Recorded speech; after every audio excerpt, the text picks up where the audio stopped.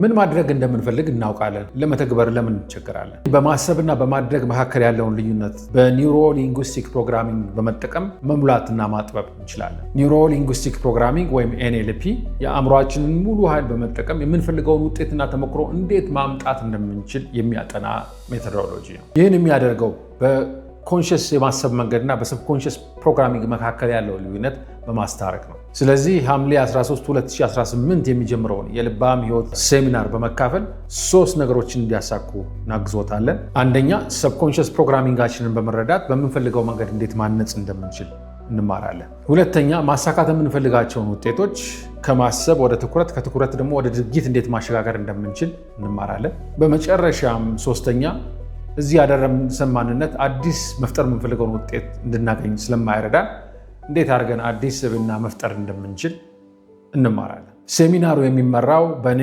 በዳንኤል አያሌው ይሆናል። በኒውሮ ሊንጉስቲክ ፕሮግራሚንግ ከ15 ዓመት በላይ ልምድ አለኝ።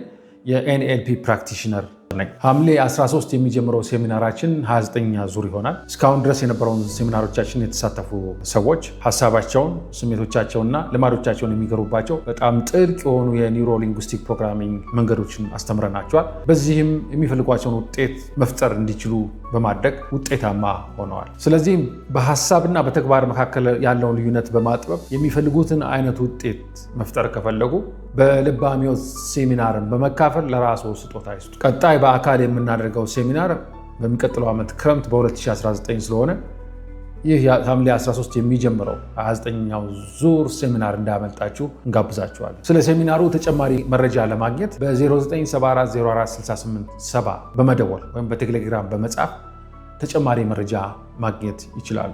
ልባም ቀን